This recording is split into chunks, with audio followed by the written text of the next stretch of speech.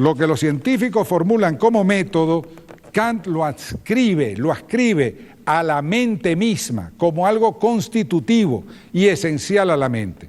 Por eso, él dirá, la mente es la que crea el orden, y es verdad. Está bien, en el orden científico, el modelo o el orden o la teoría o la hipótesis, ¿de dónde viene?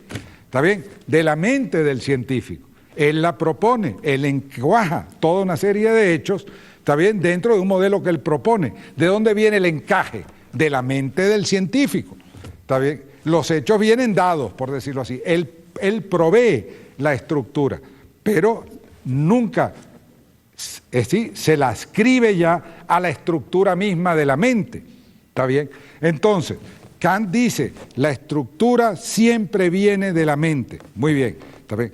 Y eso excluye, y eso implica, primero, que toda ciencia implica un aspecto estructurante que viene de la mente y un elemento externo que viene de la experiencia.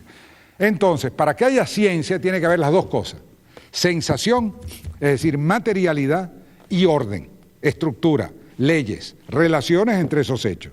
Entonces, si tú nada más te quedas con la materialidad y los hechos, tú no tienes ciencia, tú tienes un montón de hechos que están ahí, pero nadie sabe por qué son así. ¿Está bien? ¿Por qué? Sino sabe que son así, pero no sabe por qué. El por qué sería la razón. ¿Está bien? Pero si tú te quedas con los hechos, la razón no está. Entonces, por otro lado, si tú te centras en el por qué, y puedes elaborar teorías hermosísimas y bellísimas. Ahora, ¿tienen valor científico? ¿Tienen valor empírico?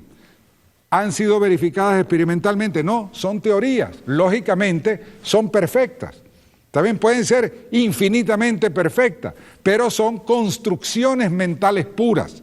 ¿Está bien? Eso no es todavía ciencia. Para que haya ciencia tiene que haber los dos elementos: el elemento material, empírico, y el elemento formal, intelectual, racional, teórico. ¿Está bien? Las dos cosas. Y eso es el modelo de la ciencia como tal. Eso es la ciencia. Toda ciencia tiene que tener ese nivel empírico. Eso, obviamente, estás describiendo el mundo de las ciencias naturales y le estás ascribiendo al mundo de las ciencias naturales el criterio universal, único y absoluto del saber humano. Por consiguiente, dirá Kant, la metafísica no es posible. Y a eso iba. ¿Está bien? La metafísica quiere decir el conocimiento del alma humana, que no es un dato sensible y material. El conocimiento de Dios, que no es un ser material y físico que yo, está bien, lo toco y lo peso y lo mido, y entonces le propongo una hipótesis explicativa de las relaciones de peso, medida, espacio, tiempo, etc. ¿Está bien? Entonces, el mundo moral no es cuánto pesa la moralidad, cuánto pesa el bien, cuánto mide el bien, a qué huele, a qué sabe, cuál es la química del amor, del dolor, de la justicia, de la libertad. No tiene sentido, porque no son cosas que tú puedes reducir a ese plano. ¿Está bien? Aunque hay tarados que han pretendido hacerlo todavía hoy, ¿está bien? Y lo hacen, pues, pero eso no tiene valor alguno esencial, eso no se sostiene con ninguna crítica. En todo caso, la única criterio de la ciencia es el de la ciencia física matemática, que Kant universaliza y propone como paradigma universal de todo aquello que se llame ciencia. Por consiguiente, queda excluida el alma humana, queda excluida la moral, queda excluida la libertad, queda excluida la persona, queda excluido el hombre como sujeto moral. El hombre está incluido como cuerpo, porque yo tengo arterias y venas y yo puedo estudiarlas y medirlas y actuar sobre ellas y experimentar y formular una teoría, como lo hizo Harvey, de por qué funciona la circulación de la sangre. Y entonces experimento con ella. El hombre es un ser natural como todo y puede ser estudiado física y materialmente, pero física y materialmente no es todo el hombre, es una parte de nuestra humanidad, nuestra corporalidad. Entonces queda excluido el mundo del espíritu, el mundo de la conciencia, el mundo de la libertad, el mundo del derecho, está bien, el mundo del arte, el mundo de la finalidad, está bien, el mundo de la religión, el mundo de la espiritualidad. Todo eso queda excluido del campo de la ciencia.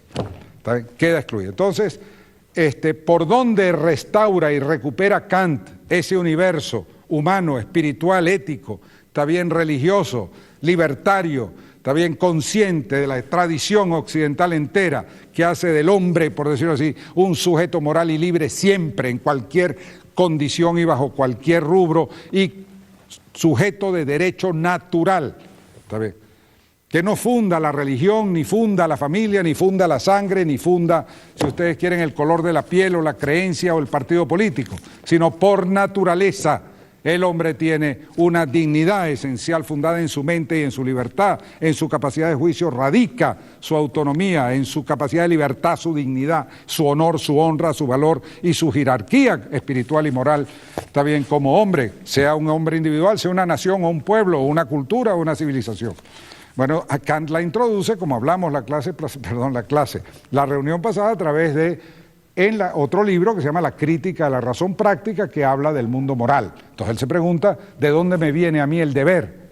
¿Está bien? ¿Cuál es la norma del deber? Cuando yo me pregunto qué debo hacer, y eso no es una invención, ¿está bien? Cualquier hombre que ha vivido en un momento dado, hay circunstancias donde se pregunta, caramba, ¿qué hago? ¿Puedo hacer esto? Sí. ¿Puedo hacer aquello? Sí. Entonces, el tipo que tiene dos dedos de frente, cuando la pregunta es esencial, se pregunta, ¿qué debo hacer? O consulta con un amigo y le pregunta, ¿qué debo hacer? Bueno, la pregunta por el deber es la que signa la espiritualidad del hombre, la dignidad del hombre, la referencia esencial, existencial, personal, práctica, concreta, no teórica y abstracta, del hombre al bien y a la justicia y al derecho y al otro, al prójimo, en términos de bien y de justicia y de derecho. ¿Está bien? Porque el deber siempre implica al prójimo. ¿Está bien? A las acciones, a lo que yo hago o no hago, que no lo hago en el vacío, porque no vivo en el vacío. ¿Está bien? Nadie vive en el vacío. Entonces, sin la pregunta ética no hay humanidad. ¿Está bien? No hay sustancia humana en nada de lo que hacemos. Todo es operatividad, todo es ciencia, todo es reducción a lo abstracto y a lo formal. ¿Y dónde está el hombre en todo esto? Bueno, vivimos en una civilización determinada en ese sentido. ¿Por qué? Porque es una civilización mediatizada y condicionada por el positivismo.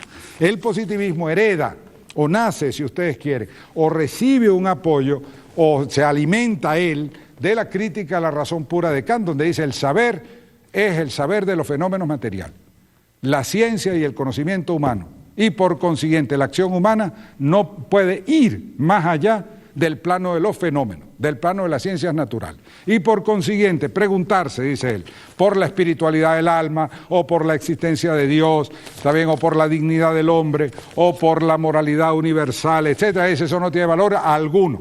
La moralidad la determina, como dicen los utilitaristas ingleses, los intereses materiales. ¿Está bien? Los intereses materiales. En ese sentido, concuerda con el marxismo clásico, pues. ¿Qué es lo que determina la moral de una sociedad o de un individuo? Bueno, sus intereses de clase, su pertenencia a una clase social, etcétera. Un marco de referencia de tipo pragmático. ¿Está bien? Utilidades, beneficios, bienes, etcétera. En última instancia, el placer y el dolor. ¿Está bien? Lo que es agradable físicamente y materialmente y psíquicamente, pues eso es bueno. Y lo que es desagradable es malo. Claro, como lo que es agradable y desagradable puede cambiar según la edad, el momento, las circunstancias, entonces no hay moral, lo que hay son puntos de vista. Ya volvemos.